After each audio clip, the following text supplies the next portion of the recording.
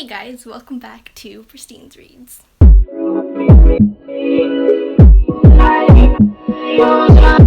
So, as you can see today, I have a ballet book tag planned for you guys. Check out my point shoes here. So, this is kind of a little get to know me thing. I actually do take ballet. I take it pretty seriously. I've been dancing for about 10 years, I think, something like that. So yeah, I thought it would be a good idea to combine two of my favorite things in life.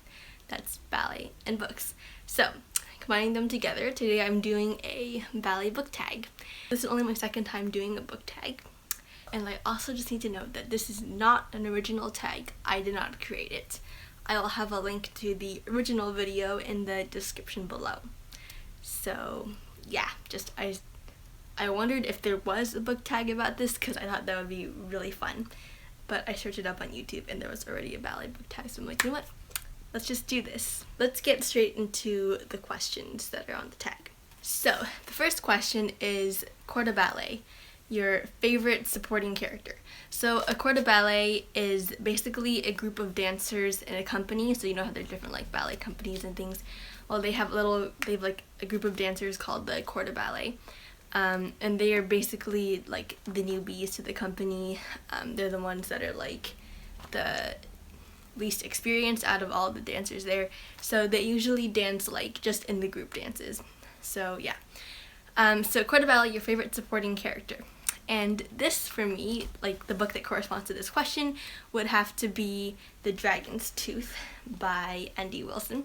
And the supporting character in here is Antigone Smith. The main character is Cyrus Smith, but I really love Cyrus and Antigone's relationship because they're brother and sisters, and it's just really great to see how Antigone is like always there for Cyrus and she's like pushing him to see positive things, and yeah, so I really liked her as a supporting character in The Dragon's Tooth. So yeah, let's move on to the next book. So the next question is Point Shoes, a book that made you work. So you might say like, point shoes, what's that got to do with work? Well, let me tell you now. It takes a lot of work to be able to dance on point. Yeah, because just imagine, you know, standing on the tips of your toes is going to be painful at first. So yeah, it takes a lot of work to be able to get used to it and have the strength to just dance around and not have to worry about your pain anymore. So yeah, a book that made me work.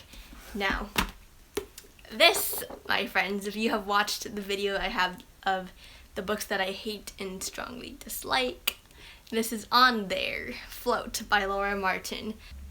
You want to see my thoughts on it, go watch that video.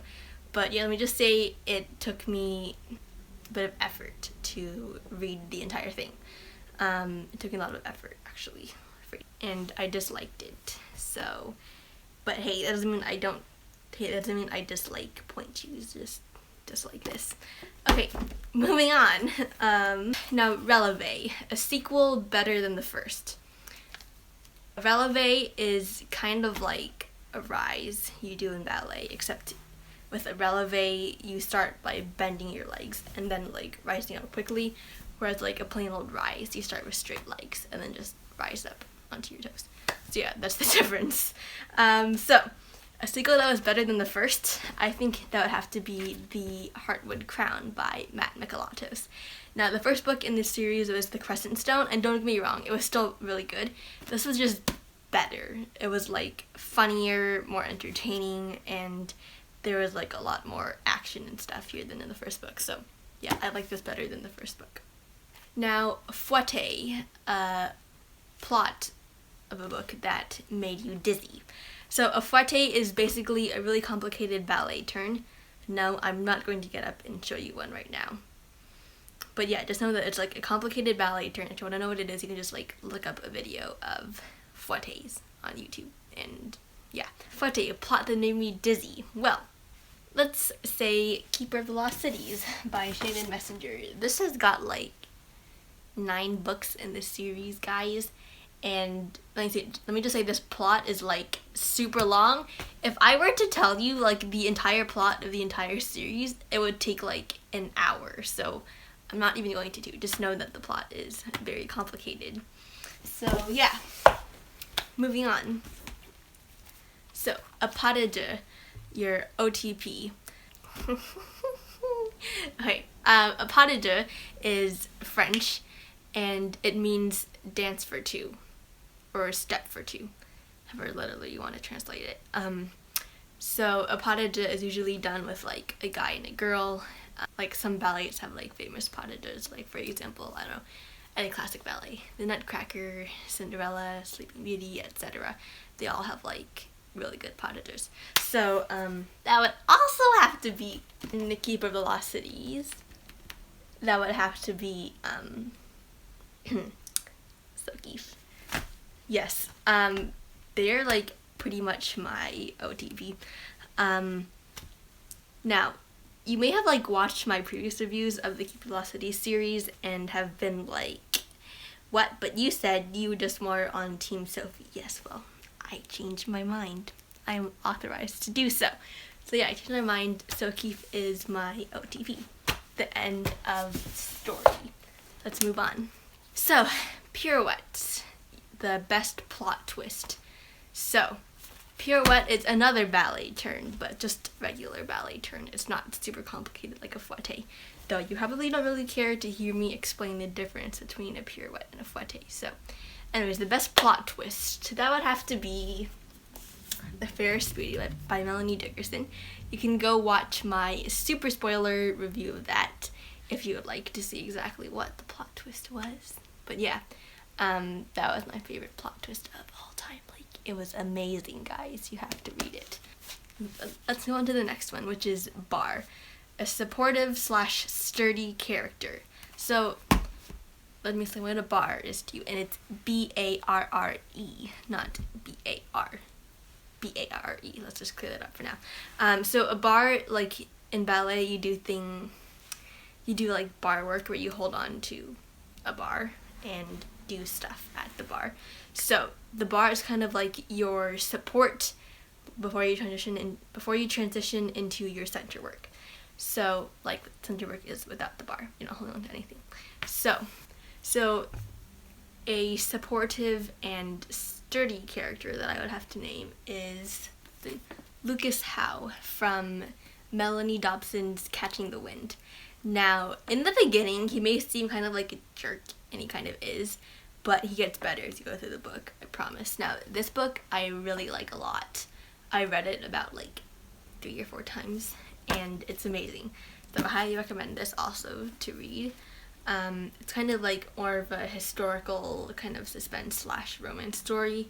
Lucas Howe was just like a really supportive and sturdy character. I mean, he's also kind of like a supporting character, because really all the main characters in most books that I've read, they all have like issues. They all have problems. So none of them are particularly sturdy like I would count on. So a supporting character, Lucas, my man. Okay. Let's move on. So, next is tutu, a fluffy reed. You probably know what a tutu is, do I even have to explain it to you? It's a big poofy skirt dancers wear, only on stage. Don't get the idea that we wear them in class. We don't wear them in class. Only for performances. And even though we don't do that all the time. Okay, tutu, fluffy reed. That would have to be my all-time fluffiness, Melanie Dickerson's The Silent Songbird. This is like the sweet book that I go to when I can't handle any like mystery or stuff, and I just need something that I can brainlessly read and like. Next is Sickling, problem character. So Sickling. So Sickling in ballet, so you know how ballet you're always like point your toes. So there's also a correct way to point your toes and a non-correct way to point your toes. So you can point your toes, so like, imagine this is my foot, because I'm not going to like stick my foot in front of the camera to show you, it's kind of weird. Even though I've already done them multiple times. So your foot is like this, like it's flexed here. So you like point it, and then if you're looking like this, so you're pointing your foot, you do want it to go a little this way, say like, this is your big toe, and this is your pinky toe. So you want it to go a little this way. That's called a wing, and that's one of the best lines you can have in ballet. What you don't want is this. That's not good. And that's called a sickle. Yeah, this is not good. It doesn't look good at all. It's like when you're like, well, no, not like that. So that's really bad. Sickle, problem character. And that would have to be a character from Glitch by Laura Martin. Now this is like the only Laura Martin book I read and actually liked. So both of the main characters in here are problem characters. In the beginning, they both start out like really bratty and kind of like stuck up, so they were definitely problem characters, and they like kept arguing with each other all the time, and it was just like frustrating. In the beginning though, they get better as you go through the book, but yeah, just in the beginning they're both problem characters. Regan and Elliot, my, they were just super problem characters. Okay, now for Grand Batma, this is a dance step where you stand on the ground, then you brush your leg up, and it like goes up. Don't know how to explain it. Basically, just you're like swinging your leg up different directions. Grand Batma. So, a book that hit you hard emotionally. So, that would have to be The Roman, the 12, and the King by Jenny L. Cote. This is like, when you ask me for a book that like made me cry, it's this book.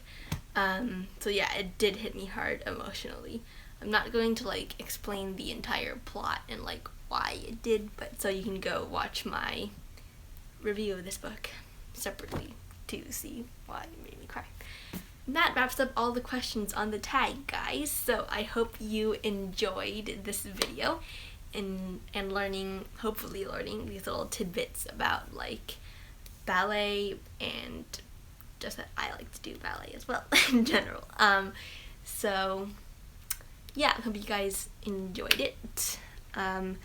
And I will see you guys next week. Goodbye.